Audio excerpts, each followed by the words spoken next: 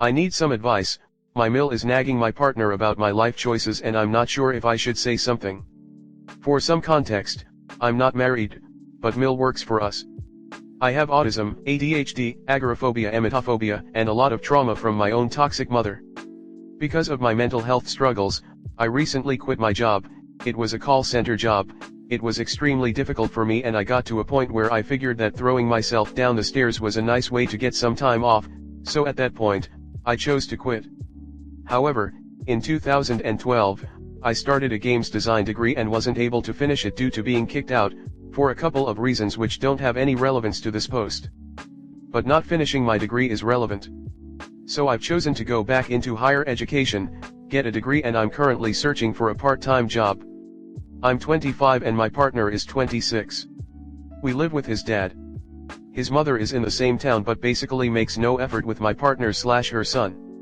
A few days ago my partner tells me he's getting annoyed as his mother had just started randomly texting him out of nowhere about what I'm doing with my life.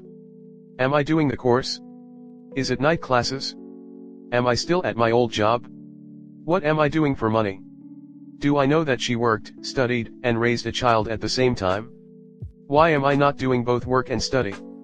Etc. etc.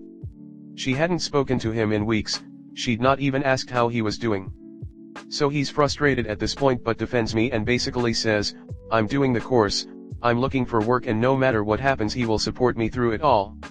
Today is her birthday, so he's popped around to give her gift and I didn't go.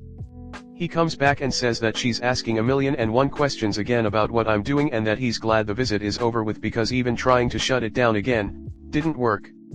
She just keeps asking questions. Now my situation is tricky. I live with my partner as I had to run away from my mother's and I wasn't able to live with my dad. So we've been living together since a month into our relationship. So whilst I know our relationship is extremely strong, I'm consistently worried about being asked to leave. It won't happen, and if anything like that did happen, I wouldn't be left homeless, they would let me work something out first. I have a passion for irrational fear. However, because of this irrational fear, I'm scared to rock the boat with his mother. She doesn't have any say over if I stay or go, and frankly, I think my partner's dad would find it respectable if I did stick up for myself against her, but I'm unsure what to do in this situation. Do I say something and rock the boat? Do I leave it and let my partner deal with the constant questions? Just as a disclaimer, I am completely safe, I'm not at risk of being kicked out or made homeless. I have a lot of anxiety about confrontation, and throughout my whole life, rocking the boat or stirring the pot resulted in my mother telling me to get out. So it's just a trauma response. My partner would not leave me for saying anything to his mother. Comment. Op. Perhaps your DH needs to stop trying to explain it to his mother and rephrase it as mom, it really is none of your business what GF does. I am a grown adult and the dynamics of our relationship are not your business. She won't stop until he tells her enough and starts terminating the conversation or walking away from her. Any bit of explanation is empowering her with information to continue the questions. If for some reason she should ask you what are you doing etc., ask her why does she need to know. Should she go to give you her opinion, tell her to stop and focus on her own life as yours is none of her business. Do not get involved. It's your partner's job to deal with this as it's his mother and he's the one she's been having the conversations with. He's the one who needs to establish a firm boundary with her and shut this down. You confronting her will only escalate the situation and won't solve the problem. If you plan on staying with your partner long term, this will probably just be the first of many times that you have to deal with mill issues, and how your partner handles it now will be a good window into your future together. Leave it and let your partner deal with her. Do not get involved, it's between them. It sounds like his mother is trying to make you look bad so she looks better than you. She probably thinks she can convince your partner that you are not good enough for him and he still needs his mommy to protect him. She wants her son's attention and is playing dirty to get it. The barrage of unwelcome questions is having the opposite effect. Her son resents having to play her stupid game. He's getting fed up with her, not you. Do not take this personally, she'd find fault with anyone, because she wants to find fault. Do not interact with her unless you absolutely have to. Don't say a word to her about her meddling. But if she ever confronts you directly, then smile sweetly and tell her to mind her own business. Again and again and again until she shuts up. BTW, good for you for going back to school. A game design degree is a great choice. That's what I'd choose if I was your age. The info diet, as folks in this sub say. You and so need to come up with some phrases he can use to just shut down her questioning. Puzzle-headed is doing great, thanks for asking. What is your nosy neighbor April up to lately? Is she still doing her old job? She's doing great, thanks for asking. Did you enjoy your birthday gift? Hope we can do coffee soon. Why am she not doing both work and study? Oh, who told you that?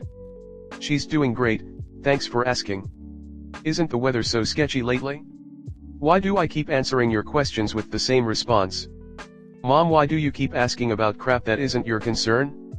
We're still doing great, are you hoping that you'll get a different answer if you ask enough times? So what are you cooking for supper this week? You don't need to say anything to her unless she approaches you first. Even then, everything is going great in my life, and I'll let you know if anything changes. If she persists, I really don't want to talk to you about this. And walk away. Not giving her information isn't the same thing as being rude. I don't think you should say anything to her unless she directly asks you. Your partner sounds like he's trying his best to defend you, but now he need to practice a few phrases to just shut it down. Mom, I've already answered all your questions and there's nothing else to say about this topic. If you keep insisting on talking about it, I will leave. The tricky, and most important, part is actually sticking to it and leaving if she won't stop. Next story 2. Jane Mill is planning my baby's first birthday without his parents. I have many stories that I could share about my Mill and her mother, but this is the first that I would like to share. My GMIL raised my husband for half his life because his mom worked away from home for long stretches of time. While my husband has siblings, she dotes on my husband a lot more. We have trialed LC from both of them for the last few months due to a lot of stuff the last year. Mostly Mill and GMIL need to have things their way with everything from our wedding to our son. They have requested to be alone with him since he was 4 weeks old, but will not make the effort to come down the street to watch him in our home, so, naturally, they refuse to watch him at all now unless it's an emergency. I honestly believe that because GMIL raised 2 generations, she sees fit to do it with our child as she wants, but the circumstances are different. She did the same thing with her children that she did with her grandchildren, and she thinks now that our child, her great-grandchild, should do the same thing, so it becomes tradition. My husband and I are picking some traditions from our families, but we want to start doing our own thing with our children. If they wish to use them someday, cool, if not, also cool. GMIL made traditional birthday plans for my husband without even asking my husband until the day before, because DH knows that we have the same tradition every year for his birthday. She literally said this when I asked if she wanted me to bring a cake, and there's apparently a traditional cake they have. I've been with my husband for nearly 5 years this October and have never heard of this tradition until this year. But I digress. My husband is big on his birthday, and to be fair, I believe his birth is something to be celebrated as it brought him to me, so on the day, what he says goes. We showed up, ate great food, got through the night without any unnecessary comments about how we raise our child from her, but after dessert, she was holding our child and started making plans about our child's first birthday coming up next month, not even asking us what we are doing. So when I made the comment, well, we will have to see, as I may have to work that day and I'd like to plan a day so his cousins, which he only has on my side, could attend. She looked at our kid and said, well, Daddy can bring you out here and I will make you a smash cake and we will have to take lots of pictures so Mommy can see. Okay. It's tradition. I did it for my children and my grandchildren, so I will do it for my great-grandchild. A baby's first birthday isn't for the baby, y'all. It's for the parents. To celebrate that they kept a human alive for a whole year. But I guess I'm not invited. I brought it up with my husband, who pretended not to hear her to keep the peace at the time, because he knew he would also be busy the day of our son's birthday, so he just nodded to be polite, but knew in his head that her ideas would not be happening. But because I brought it up, he realized peace was not to be had. My husband is so great at talking to them. I can go off on a rant about them and he can translate the issues I have to them in what I call Proficienese. It's very mannered compared to what I have had to say. He was going to say something today, but I have decided that we won't say anything until it is brought up again. I should also add that she makes comments like talking to my son to talk down to me. I once went over while my son was tired and crying and she said, "Hey, is Mommy not feeding you today?" Also, the traditions that she speaks of are only done with my husband. He also has cousins from his mom's brother, GMIL son, and his wife, but while he visits about 3 to 4 times a year, his family does not visit, and from what I understand it's for similar reasons. We wish to have a conversation with her that she needs to understand that my husband has his own family now and want to do things as a family sometimes, but we both don't know how to have that conversation with her without her freaking out and guilt-tripping my husband. Also, we want to make her aware that she can just be a great grandmother now. She doesn't need to be in control of our son as he has two very involved parents. The easiest route of action is NC, and while my husband would be on board, I know it would pull at him. He doesn't speak on his feelings very well, but I pick up on his body language, so I would hate to do that to him. My Mill and GMIL were so great before they learned we were going to have a baby last year. I don't know why, but since having our son they have turned into completely different people to my husband and I. Edit. Thank you to everyone for the replies. She has manipulated my husband's family, not the uncle's family because they saw right through it, but siblings and mother, into doing things for years that they hated. He has never had boundaries before because you respect your elders, which I have always found to be a crock of st, but he is learning. I will have a talk with him about being more direct in how he talks to them so they know they cannot do these things anymore. I honestly didn't even consider what strain this could put on my family in the future if she continues to do this. Imagine my son being older and her making plans like that without discussing it with us first, and our son getting excited only to be let down when one or both of us isn't there, or we have to cancel it all together and look like the bad guys because she has to have it her way.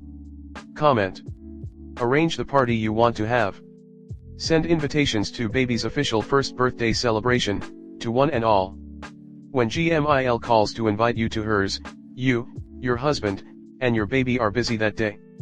First, there is a light at the end of this tunnel, and I've been in your shoes. Your better tell her that this tradition isn't passing down to another generation. My in-laws were like that. The grand matriarch called all the shots, and everyone went along with it because crossing her was a headache. I caused a migraine in that family for an entire year, but after the initial explosion of guilt trips and anger, the rest of the family were sick of losing the holidays/birthdays to her demands and didn't join in the rage. They didn't exactly back my spouse and me in our rebellion, but they also didn't push us to cave. After we spent the first traditional holidays in our beds instead of the mandatory sleepovers, most bailed in the following years. They also preferred baking baby's first cakes, picking out their first outfits, and all the decisions/experiences new parents look forward to. This year will suck, but just wait. You won't be alone in the future. I believe respect your elders too. As an elder, that means that I fervently hope my adult children respect me enough, and trust me to be mature and loving enough, to say things like "oh sorry, no, we already have plans," or "not this year," or whatever they need to say. If they thought I was a pouty toddler that they had to cave into, how would that be respect? It's not some startling innovative thought that mutual respectful behavior is the only environment that lasts long term. You respect me while I disrespect you has no way forward. And as far as traditions, if you want to be sweet about it, you could take the approach of, "Hey, that's so great that you were able to have that tradition for the children you raised. I'm so excited to do the same thing and create wonderful traditions for my children, too. What a great part of parenting. It will be so fun to see what traditions emerge over these next few years. I have a bunch of ideas I'm playing with." My mom is pushy about this kind of stuff as well. "Sorry, that doesn't work for me/us, and when it's brought up a second time we already said no, I'm not gonna get into this." And then refuse to acknowledge any comments on the subject after that. If it's in text, you just didn't get it. If it's verbal, change the subject/leave the room/only reply to the parts that aren't about this topic. If they demand to know why you're ignoring those comments, I already told you no and that I'm not getting into it. If they're like my mom and tries to weaponize "but I don't understand," remind them that they don't have to understand, they just have to accept this is how it is. If they press on it being tradition, you have years worth of examples about how it's not tradition, or you can just say you and your so are creating your own traditions. My mom and grandma fought for years over my oldest brother's birthday. My grandma would always make him a cake. I remember my mom complaining that for his 18th birthday it was the first time she'd ever made him a cake herself. Ultimately, she should have put her foot down from the get-go instead of letting my grandma walk all over her. I suggest you put an end to it now, or else great-grandma will try it with every single birthday or major life event.